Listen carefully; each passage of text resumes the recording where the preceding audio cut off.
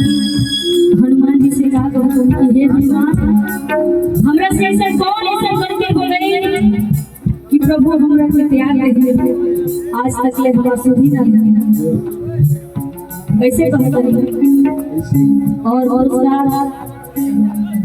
आदरणीय हमारे गुरु जी नागेंद्र जला जी की तरफ से बहुत बहुत पुरस्कार हमारे गुरुदेव अमित तिवारी जी की तरफ से बहुत बहुत पुरस्कार कैसे पवन भैले हमारा से गलती